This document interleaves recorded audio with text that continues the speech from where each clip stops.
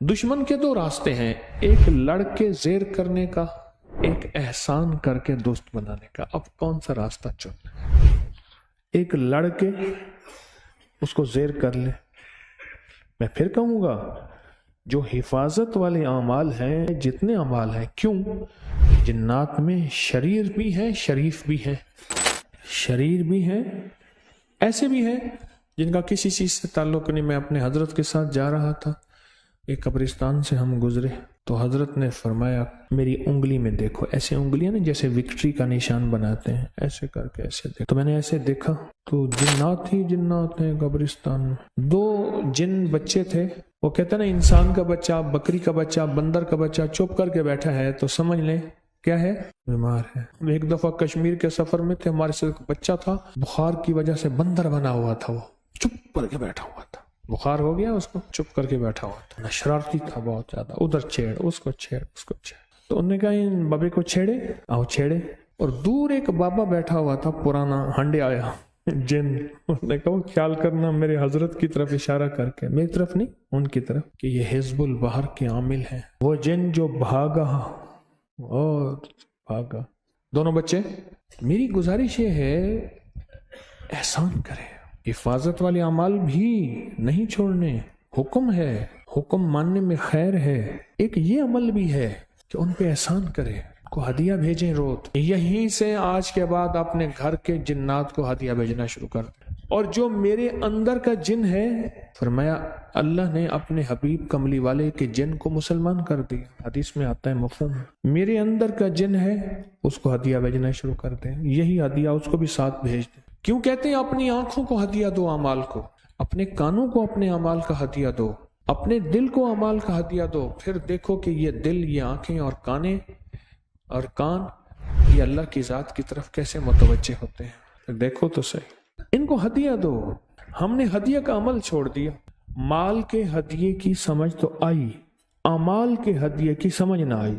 जब अमाल के हदिये की समझ ना आई तो वो हैरत अंगेज तौर पे नई चीज लगती है और अनोखी चीज लगती है। नई चीज भी लगती है और अनोखी चीज लगती है। ये क्या है? लेकिन जब आजमाते हैं, नफा ही नफा, खैर ही खैर, बरकत ही बरकत, आफियत ही आफियत। हदिया दें, जिन्नात को हदिया दें। उस हदिये से आपकी जिंदगी में खैर आएगी। एक दरवेश थे, मैं उनके पास खड़ा था, बिल्लियां ना ऐसे म्याऊं म्याऊं कर रही थी। मुझसे फरमाने लगे, ये 13 जिन हैं जो दिन रात मेरे साथ चलते हैं और मेरी हिफाजत करते हैं। ये मेरे शागिर्द हैं, बड़े अल्लाह वाले थे। बाबुल उलूम के एक दरवेश थे, उस्ताद जी अब्दुल मजीद साहब, मौलाना अब्दुल मजीद साहब रहमतुल्लाह अलैह। उन्होंने ये बात मुझे फरमाई, ये मेरे हिफाजत करते हैं। फिर जिन दोस्त बन जाते हैं, फिर जिन मुहाफिज बन जाते हैं, फिर जिन मुआमिन बन जाते हैं, मुआमनत करते हैं। और इसके वाकयात किताबों में भरे हुए हैं। ताउन की वबा फैली हुई थी और बहुत सख्त वबा थी, और वबा भी ऐसी थी कि जिसने जो है सारे इलाके के इलाके खत्म किए। कब्र खोदने वाले भी, गुस्ल देने वाले भी, कफन सीने वाले भी, अब सब लपेट में आ गए। और वो बस्तियों की बस्तियों में ऐसे फैलती जा रही। तो एक बस्ती में अभी ताउन नहीं आया था, उससे पिछली बस्ती में था, खतरा था कि यहाँ भी आएगा। तो वहां के एक साहब ने बहुत बड़ी खैरात की, लंगर लोगों के लिए।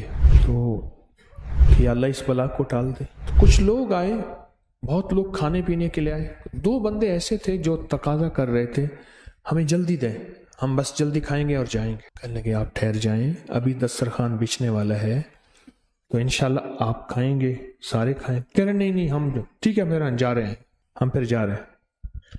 साहिब खाना जिनकी दावत थी, वो उनके पीछे पीछे गए, आप ना जाएं, आप खा के जाएं। तो एकदम इशारा किया, सामने देखा तो घर ही घर हैं, आग जल रही है, जैसे खाने पक रहे हैं। कहने लगे, हम जिन्नात हैं, ये हमारे घर हैं, सामान उठा, रातों रात निकल यहां से, सुबह यहां भी ताउन आने वाले, निकल। बस वो भागा और सामान उठाया, निकला, और सुबह ताउन आया और मैयतें ही मैयतें। और ताउन की मैयतें तो फिर ऐसी तारीख में आती हैं कि फिर एक मरा तो सबका इंतजार, फिर कमरे में डाल के कमरे को लेप दिया, बस वही कब्र बन गई। इनको हदिया जब देंगे میرے پاس بڑے واقعات ہیں ہدیہ کے، یہ میرے پاس بہت واقعات ہیں کہ میری زندگی کا شعبہ یہی ہے، دن رات اسی کو سوچتا ہوں، اسی کو پڑھتا ہوں، اسی کو بولتا ہوں، اسی کو لکھتا ہوں، یہی زندگی کا شعبہ ہے میرا۔ حالات حاضرہ میرا شعبہ نہیں ہے، حالات حاضرہ میں سارا جہان چل رہا۔ جب ہدیہ دیں گے، ہدیہ دیں گے، اعمال کا ہدیہ اور مال کا ہدیہ۔ مال کے ہدیہ یہ کھلانا پلانا، اور مال کا ہدیہ میں ہڈیاں دیکھ لیں، گری پڑی چیز ہے ہڈیاں، اس کو بھی نہ چھوڑیں ہدیہ دینے میں، آقا کا فرمان ہے، اور اس سے زندگی میں انشاءاللہ خیریں، برکتیں اور عافیتیں اور حیرت انگیز بہت زیادہ آپ کر کے دیکھیں۔